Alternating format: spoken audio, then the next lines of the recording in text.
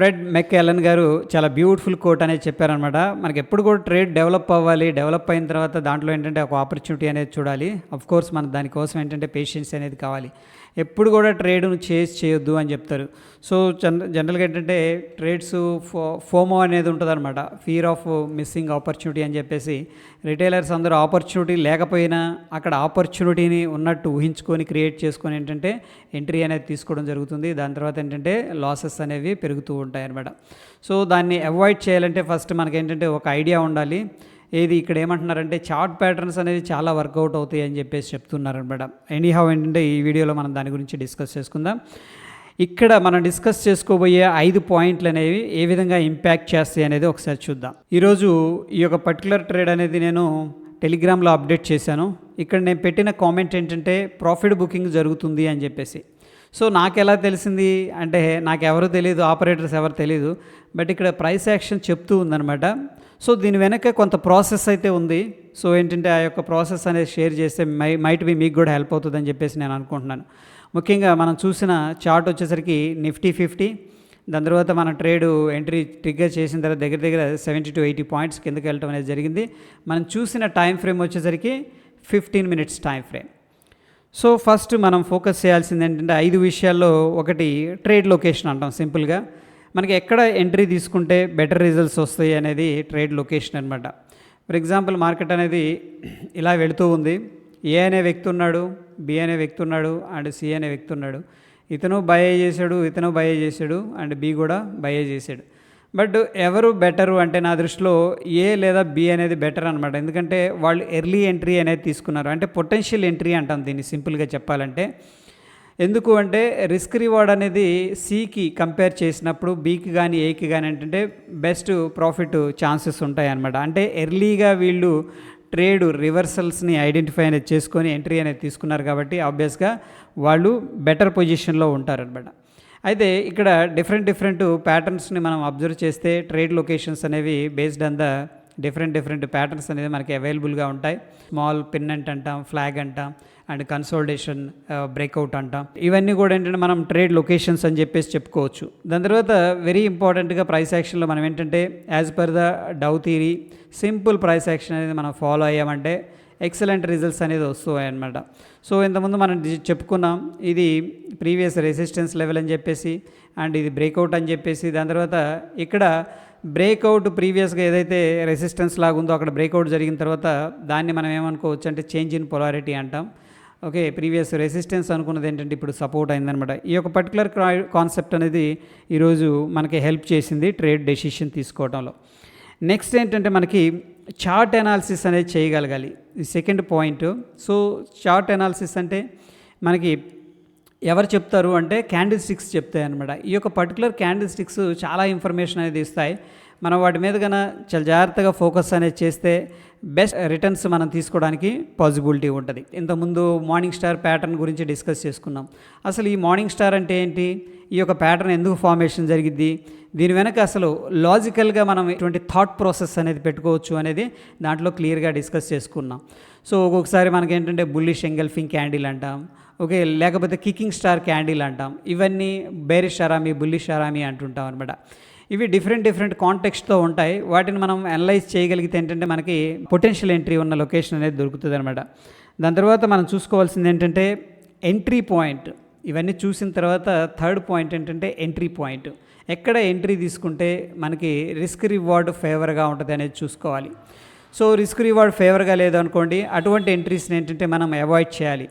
ఒకవేళ risk reward 1:2 మనం follow అవుతున్నాం అనుకోండి, ఈవెన్ 50% మనం ఫెయిల్ అయినా, ఈవెన్ 50% మనం సక్సెస్ అయినా మనకి ఏంటంటే బెటర్ రిజల్ట్స్ అనేది వస్తాయి. And end of the month, end of the week ఏంటంటే మనం ప్రాఫిటబుల్గా ఉండే స్కోప్ ఉందన్నమాట. దాని తర్వాత మనం ఫోకస్ చేయాల్సింది ఏంటంటే risk management system. For example మన దగ్గర some X amount of capital ఉంది, దాంట్లో 1% రిస్క్ చేయాలా, 2% చేయాలా, 5% చేయాలా అనేది మనం డిసైడ్ అనేది చేసుకోవాలన్నమాట.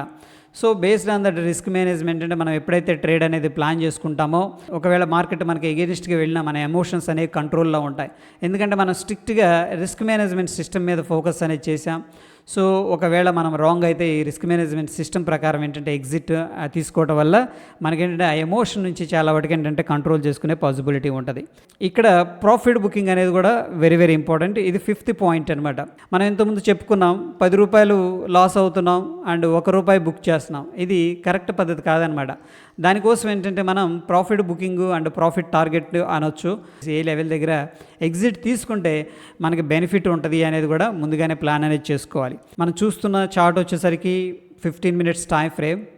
ఈరోజు నేను అప్డేట్ చేసిన సమయంలో ఇక్కడ ఉన్నాం కరెక్ట్గా. ఇదంతా జరగలేదు, తర్వాత జరిగిందనమాట. So based on the price action చూస్తే ఫస్ట్ ఆఫ్ ఆల్ ఏంటంటే మనం చేయాల్సింది సపోర్ట్ అండ్ రెసిస్టెన్స్ని ఐడెంటిఫై చేయటం. ఇక్కడ ఒక రెసిస్టెన్స్ లెవెల్ ఉంది ప్రీవియస్గా, అండ్ దాని తర్వాత చూడండి ఇది ఏ పాయింట్ అనుకుందాం. దాని తర్వాత బి పాయింట్ అనేది మనకు కనిపిస్తుంది. ప్రీవియస్గా ఉన్న రెసిస్టెన్స్ ఏని బ్రేక్అవుట్ జరిగిందనమాట బి పాయింట్ దగ్గర. దాని తర్వాత మళ్ళీ ఏంటంటే సి పాయింట్ అనేది రీటెస్ట్ అనేది చేసింది. దీన్ని సింపుల్గా ఆర్టీ అనొచ్చు. అండ్ డి పాయింట్ ఉంది ఇక్కడ, ఆల్మోస్ట్ అదే లెవెల్ సపోర్ట్ తీసుకుంది. దీన్ని మైట్ బి ఇగ్నోర్ కూడా చేయొచ్చు, ఎందుకంటే మనకు పర్ఫెక్ట్గా అక్కడ టచ్ అవ్వలేదు కాబట్టి. దాని తర్వాత ఈ యొక్క చూడండి ఇక్కడ వాలిటాలిటీ జరిగింది. ఫస్ట్ 15 minutes క్యాండిల్ యాక్చువల్గా ఇది 2 రోజుల క్రితంది. ఇది అంత వాలిటాలిటీలో కూడా ప్రీవియస్గా ఏదైతే ఏ అనే రెసిస్టెన్స్ ఉందో, ఓకే, బి అనే బ్రేక్అవుట్ జరిగిందో, సి అనే సపోర్ట్ ఉందో ఆ లెవెల్ ఏంటంటే ఇక్కడ స్ట్రక్చరల్గా మళ్ళీ సపోర్ట్ అనేది తీసుకోవడం జరిగింది. So based on the price action మనం చూసుకున్నట్టయితే ఇది ఆబ్వియస్గా ఏంటంటే ప్రీవియస్గా రెసిస్టెన్స్ బ్రేక్అవుట్ అయింది అండ్ సపోర్ట్ అయితే తీసుకుంది. అండ్ ఫైనల్గా ఏంటంటే మళ్ళీ సపోర్ట్ అనేది బ్రేక్ డౌన్ అనేది జరిగిందనమాట ఇక్కడ. సో ఎప్పుడైతే సపోర్ట్ బ్రేక్ డౌన్ జరిగిందో మనం ఏం చేస్తామంటే ఆ యొక్క పర్టికులర్ క్యాండిల్ కింద షార్ట్ ఎంట్రీ అనేది తీసుకుంటాం. అండ్ మరోవర్ ఏంటంటే ఇక్కడ షార్ట్ ఎంట్రీ తీసుకోవచ్చా లేదా అనేది చూస్తే ఇక్కడ ఇన్సైడ్ క్యాండిల్ కూడా ఫార్మేషన్ అనేది జరిగింది. ఇది గ్రీన్ కలర్ డోజీ అనేది మనం చూసుకున్నట్టయితే ఇన్సైడ్ బార్ అంటాం. ఇది కూడా వెరీ వెరీ ఇంపార్టెంట్ టెక్నిక్ అనమాట. ఈ క్యాండిల్ కానీ బ్రేక్ డౌన్ జరిగిందంటే మనకి ఫాస్ట్గా మూవ్ అయ్యే అవకాశం ఉంది అని చెప్పేసి. సో ఎనీహౌ ఇది మనకి బ్రేక్ డౌన్ క్యాండిల్. అక్కడ ఆబ్వియస్గా మనం ఏంటంటే ఎంట్రీ అనేది తీసుకుంటాం డౌన్ సైడ్. ఇక మనం చూస్తే సపోర్ట్ విషయానికి వద్దాం. ప్రీవియస్గా ఏంటంటే రెసిస్టెన్స్ మార్క్ చేసుకున్నాం. అండ్ మోరోవర్ ఏంటంటే ఇక్కడ ఒక రెసిస్టెన్స్ లెవెల్ అనేది మార్క్ చేసుకున్నాం. అది వచ్చేసరికి 19,525. హిస్టారికల్గా ఆల్ టైమ్ హై దగ్గర ఉన్నాం కాబట్టి స్ట్రక్చరల్గా రెసిస్టెన్స్ లేదు. బట్ మార్కెట్ అయితే ఇలా కిందకు వచ్చింది కాబట్టి వచ్చిన తర్వాతే దీన్ని మార్క్ చేసుకోగలిగాం. నవ్వు ఏంటంటే ఇప్పుడు మనకి ఇది రెసిస్టెన్స్ లెవెల్ అనమాట. ఇది ఒకవేళ మార్కెట్ అనేది పైకి వస్తే 19,520 దగ్గర ఏంటంటే మార్కెట్ అనేది వాచ్ చేస్తూ ఉంటాం. ఇక సపోర్ట్ విషయానికి వస్తే చూడండి ప్రైస్ అనేది ఇక్కడ కూడా ఒక రెసిస్టెన్స్ ఉంది. దాని తర్వాత ఇక్కడ చూడండి అది సపోర్ట్ అయిపోయింది అనమాట ప్రీవియస్గా ఉన్న రెసిస్టెన్స్. అండ్ ఈ సపోర్ట్ ఎగ్జాక్ట్గా సపోర్ట్ అనేది తీసుకుందనమాట. సో ఆబ్వియస్గా ఏంటంటే మనకి 19,344-45 అనేది ఒక టెంపరీ సపోర్ట్ అనుకుందాం ఫర్ టైం బీయింగ్. దాని తర్వాత మార్కెట్ ఏం జరిగింది, ఇక్కడ బ్రేక్అవుట్ జరిగింది, అక్కడ నుంచి సీదా సపోర్ట్ దాకా రావడం అనేది జరిగింది, రైట్. సో ఇప్పుడు సపోర్ట్ నుంచి మళ్ళీ ఏం జరిగిందంటే ప్రీవియస్గా ఏదైతే ప్రైస్ అనేది ఎక్కువ టైం అనేది స్పెండ్ చేసిందో ఈ లెవెల్స్ అనేది వెరీ వెరీ ఇంపార్టెంట్ లెవెల్స్, అదే లెవెల్ దగ్గరికి రావడం అనేది జరిగింది. బట్ ఈ లెవెల్ దగ్గర ఏం జరుగుతుంది అనేది క్వశ్చన్ మార్క్ ఆబ్వియస్గా. బట్ మనకు ఓన్లీ క్యాండిల్ స్టిక్సే చూసామనుకోండి ఇక్కడ మనం డైలమాలో ఉంటాం. ఈ క్యాండిల్ స్టిక్స్ ఒక్కొక్కసారి ఇండెసిషన్ కూడా రిప్రజెంట్ చేస్తాయి. ఎలాగా మార్కెట్ ఇలా అప్ ట్రెండ్లో ఉంది, ఇండెసిషన్ డోజీస్ ఫార్మేషన్ జరుగుతాయి, అక్కడ నుంచి కూడా స్ట్రాంగ్ బ్రేక్అవుట్ కూడా జరిగిన సందర్భాలు ఉంటాయి అన్నమాట.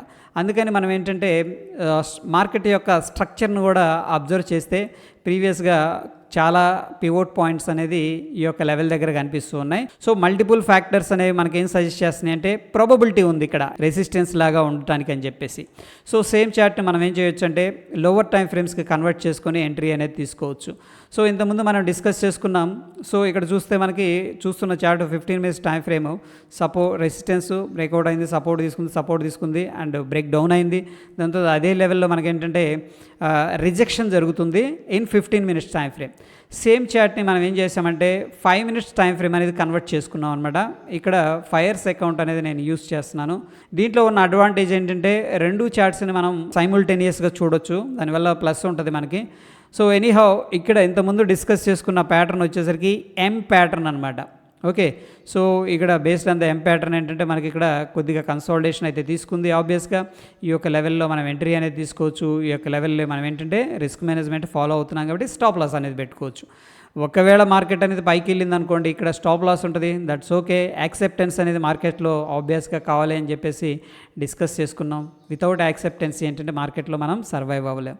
దాని తర్వాత మనం చూసుకున్నట్లయితే చక్కగా బ్రేక్ డౌన్ జరిగింది. ఇది ఎంట్రీ పాయింట్ తీసుకోవచ్చు అండ్ స్టాప్ లాస్ తీసుకోవచ్చు. మీరే క్యాలిక్యులేట్ చేసుకోండి 1:2 టార్గెట్ వచ్చిందా లేదా అని చెప్పేసి.